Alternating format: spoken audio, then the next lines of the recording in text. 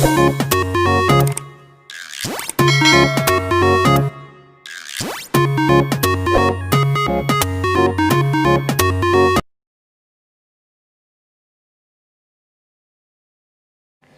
Students, आशा करती हूँ कि आप सारे लोग बहुत अच्छे होंगे और सारे ही अपने घरों में एकदम से सुरक्षित होंगे। वेलकम टू किरण आदि शिक्षा। यहाँ पर हम स्टडी कर रहे हैं एनसीईआरटी क्लास 10th का चैप्टर नंबर 13, जिसका नाम है सरफेस एरिया एंड वॉल्यूम। इसकी 2 एक्सरसाइजेज हम सक्सेसफुली कंप्लीट कर चुके हैं। 3rd एक्सरसाइज आज हम स्टार्ट करेंगे। 13.3 को मैं स्टार्ट करूँगी, लेकिन उससे पहले अगर आपने प्रीवियस वीडियोज़ इस चैप्टर की नहीं देखी हैं तो इट इज़ वेरी इंपॉर्टेंट कि आप उनको ज़रूर से जाके विजिट करें, वरना आपको चैप्टर स्टार्टिंग से समझ में नहीं आएगा। क्योंकि यहाँ पर हम कॉम्बिनेशन ऑफ सॉलिड्स के बारे में पढ़ते हैं, तो इसलिए मैंने कुछ फॉर्मूलाज भी पहले ही डिस्कस करे थे, उसके कंपैरेटिव स्टडीज़ कराई थी, और जिससे कि आपको कोई कन्फ्यूज़न ना रहे और फॉर्मूले आपके दिमाग में एकदम से फिट हो जाएं।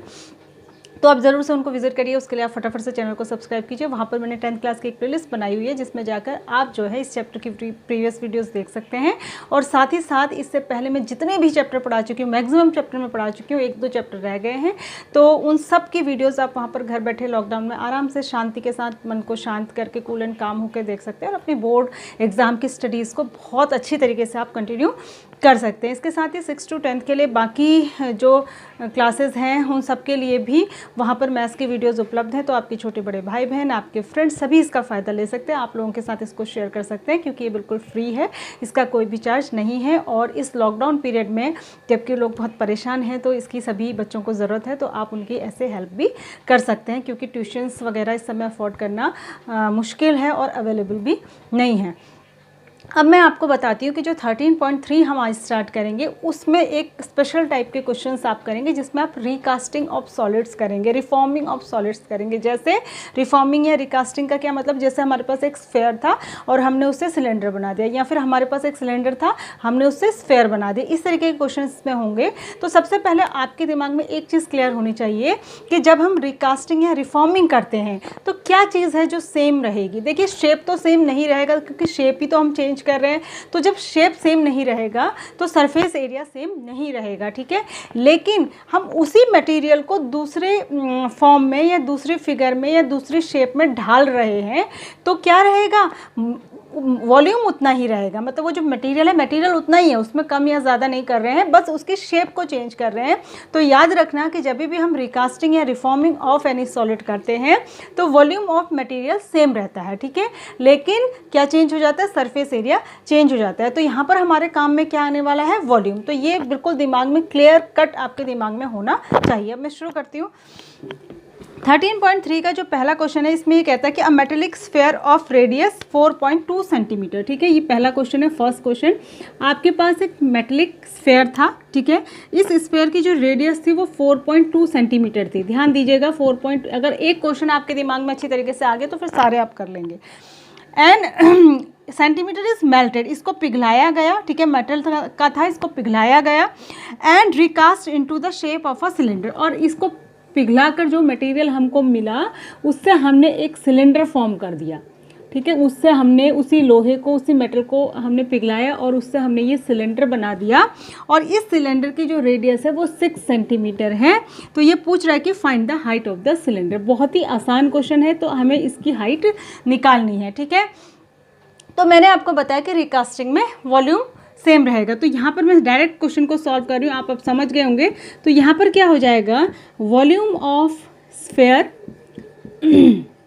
Equals to volume of cylinder हो जाएगा, ठीक है, ये ध्यान रखना है। Volume of sphere is equals to volume of cylinder. अब वॉल्यूम ऑफ स्फेयर आप जानते हैं क्या होता है, 4/3 πr³, और वॉल्यूम ऑफ सिलेंडर आप जानते हैं क्या होता है, πr²h।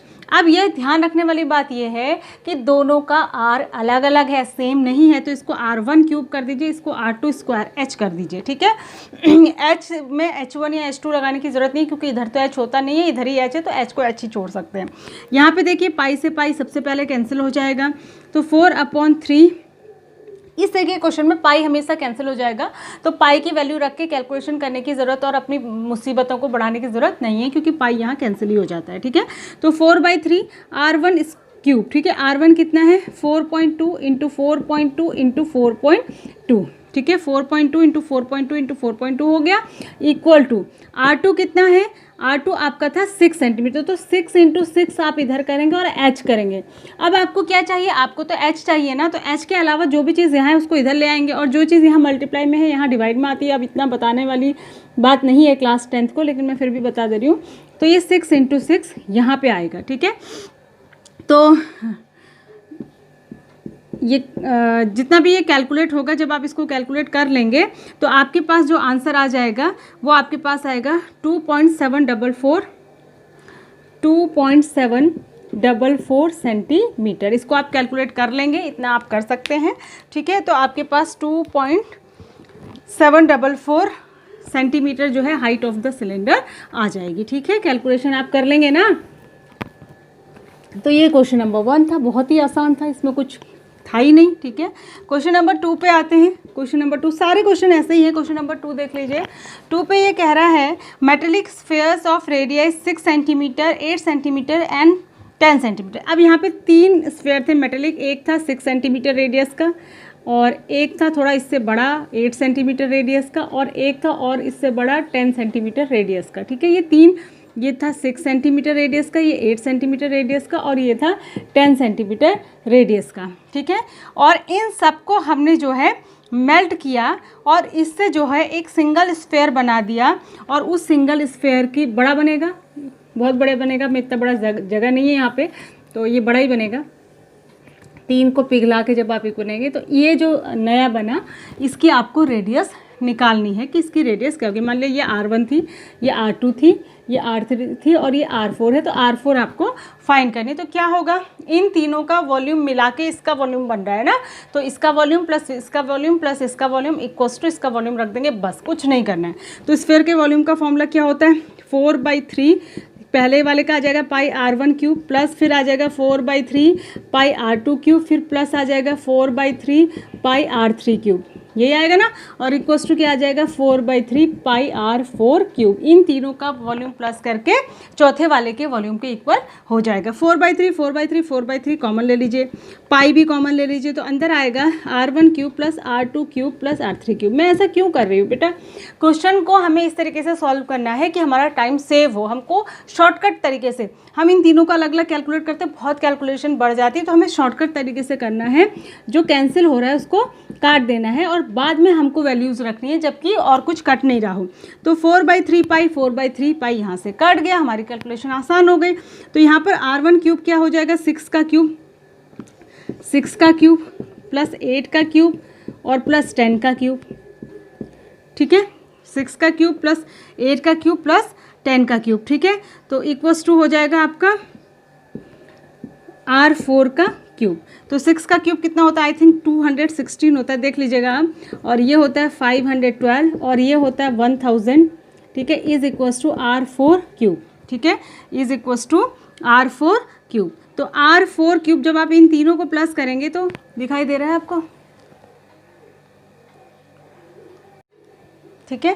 तो हमने क्या करा, तीनों का वॉल्यूम प्लस करा, यहाँ से 4/3 पाई कट गया, यहाँ पर आया R1 cube plus R2 cube plus R3 cube equals to R4 cube. इनकी वैल्यू लगा दी, क्यूब करा, प्लस करा। तो प्लस करने के बाद जो आपके पास आएगा R4 क्यूब की वैल्यू जो आपके पास आएगी वो आएगी 1728।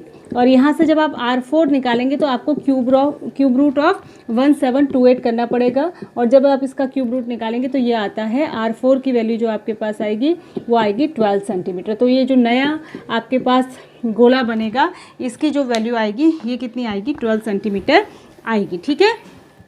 इसकी जो रेडियस आएगी वो 12 सेंटीमीटर आएगी, ठीक है। तो अब हम एक क्वेश्चन और कर लेते हैं, एक क्वेश्चन मैं और करा देती हूँ और उसके बाद फिर बाकी अगली वीडियो में हम कर लेंगे। थर्ड क्वेश्चन मैं बता देती हूँ आपको। थर्ड क्वेश्चन में बहुत आसान है। थर्ड क्वेश्चन भी देखिए, इसमें एक वेल है, कुआं है, इसको हमने एक कुआं खोदा, हमने कुआं है नहीं, कुआं खोदा। तो कुआं खोदा तो इसके अंदर से जो मिट्टी निकली, मिट्टी से हमने एक क्यूबॉइडिकल प्लेटफॉर्म बना दिया, ठीक है। ऐसा बेड टाइप का, मिट्टी का बेड समझ लीजिए, क्यूबॉइडिकल फॉर्म का ये बेड बना दिया, ठीक है। तो जो कुआं हमने खोदा इसकी जो डायमीटर था वो 7 सेंटीमीटर था, तो 3.5 सेंटीमीटर की रेडियस हो जाएगी। और ये 20 मीटर ये इसका ये मीटर में है, इसकी हाइट है। और जो प्लेटफॉर्म हमने बनाया, ठीक है, इसकी लंबाई है 22 मीटर और इसकी चौड़ाई है 14 मीटर। तो हमको ये बताना है कि इसकी हाइट कितनी होगी। तो सिंपल सी बात है, volume of this equals to volume of this, तो ये हो जाएगा volume of cylinder equals to volume of cuboidical platform. ठीक है, तो ये क्या हो जाएगा, pi r square h is equal to, इसको H1 लिख लीजिए, उधर H2 लिखिए। ये क्या होता है, length into breadth into height, यानी कि 22 इंटू 14 इंटू H1। ठीक है, पाई है 22/7, आर आपका है 3.5 इंटू 3.5, एच है आपका 20 इज इक्वल टू 22 इंटू 14, ठीक है, इंटू H1 निकालना है। बाकी दो को इधर ले आएंगे, ये 7 से 5 जा कटी जाएगा, 0.5 जा, तो इधर आपके पास बचेगा 22 इंटू 0.5 इंटू 3.5 इंटू 20, और ये 22 और इंटू 14 नीचे आ जाएंगे। ठीक है, जब आप इसको कैलकुलेट करेंगे तो H1 की वैल्यू जो आपके पास आएगी वो आएगी 2.5 मीटर। ठीक है, तो इस तरीके से ये क्वेश्चंस सॉल्व करने हैं। तो आई होप कि आपको ये सारे क्वेश्चन समझ में आए होंगे और अच्छी तरीके से समझ में आए होंगे। आप इनको रिवाइज करिए, इनको अच्छे से समझिए। तब तक अपना ध्यान रखिए, सुरक्षित रहिए। Thanks for watching, God bless you all.